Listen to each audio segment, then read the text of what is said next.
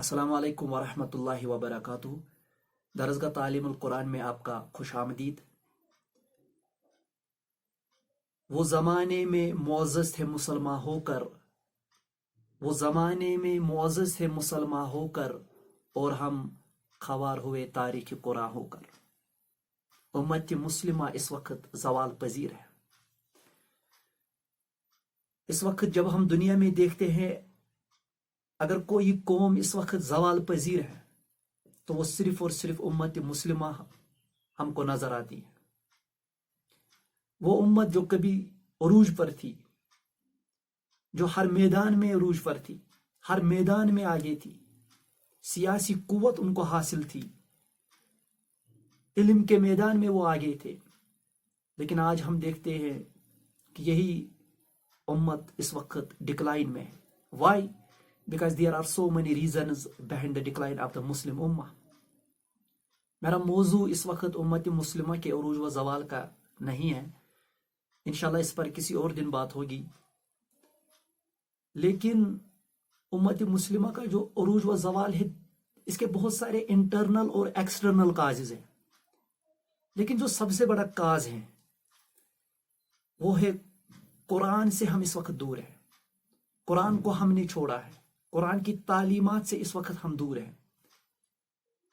اسی لیے دور جدید میں ہم دیکھتے ہیں کہ جتنے بھی اسلامک تھنکرز آئے ہیں، مفکر آئے ہیں، ریفارمرز آئے ہیں، چاہے وہ امام الہند حضرت شاہ ولی اللہ محدث دہلوی علیہ رحمہ ہو، سید قطب شہید علیہ رحمہ ہو، شیخ حسن البنا علیہ رحمہ، ڈاکٹر علامہ اقبال علیہ رحمہ، سید ابو الحسن علی ندوی علیہ رحمہ، سید قطب شہید علیہ رحمہ، یا پھر محمد بن عبد الوہاب علیہ رحمہ ہو، یا سید ابو الحسن علی ندوی علیہ رحمہ ہو، ان سبھی نے رجوع الی القرآن کی طرف دعوت دی۔ کیوں؟ کیونکہ امت مسلمہ کا جو عروج تھا وہ قرآن سے ہی تھا۔ قرآن نے ہی اس امت کو متحد کیا تھا، قرآن نے ہی مسلم امہ کو ایک عروج دیا تھا، قرآن نے ہی انسانوں کو تاریکی سے، اندھیروں میں سے نکال کر روشنی کی طرف لایا۔ یہ قرآن ہی تھا جس نے انسانوں کے حقوق واضح کیے، یہ قرآن ہی تھا جس نے امت مسلمہ کو ایک سپر پاور بنایا تھا۔ لیکن اس وقت امت مسلمہ کی یہ حالت ہے کہ ہم اس وقت مظلوم اور مغلوب ہیں۔ کیوں؟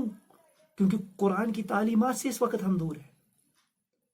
تو نتیجہ کیا نکلا؟ ہم دیکھتے ہیں کہ ہم انتشار کے شکار ہوئے، اختلافات میں پڑ گئے، آپس میں اس وقت لڑ رہے ہیں، پولیٹیکلی اس وقت امت مسلمہ ڈیوائیڈ ہے، مذہبی ہم اس وقت ڈیوائیڈ ہے۔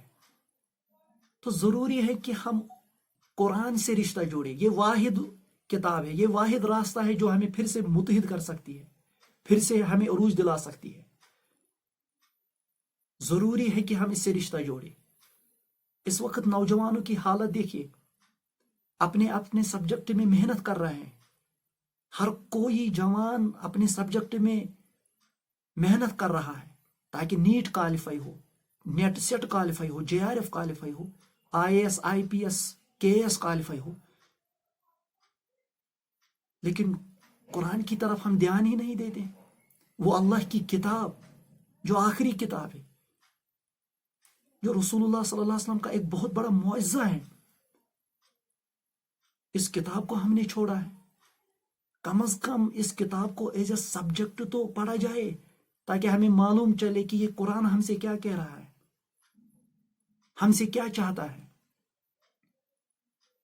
لہذا ہم کو چاہے کہ ہم غفلت کی گہری نیند سے بیدار ہو جائے اور اس قرآن کو پڑھے، اس کی تلاوت کرے، اور تلاوت کے ساتھ ساتھ اس پر غور و فکر، تدبر، تفکر کرے۔ یہی ہمیں قرآن بھی دعوت دے رہا ہے، وَاعْتَصِمُوا بِحَبْلِ اللَّهِ جَمِيعًا وَلَا تَفَرَّقُوا۔ اللہ کی کتاب کو، اللہ کی اس رسی کو مضبوطی سے پکڑ لو اور آپس میں پھوٹ نہ ڈالے۔ انشاءاللہ مجھے امید ہے کہ ہم ان باتوں پر غور و فکر کریں گے. باقی شکریہ، والسلام.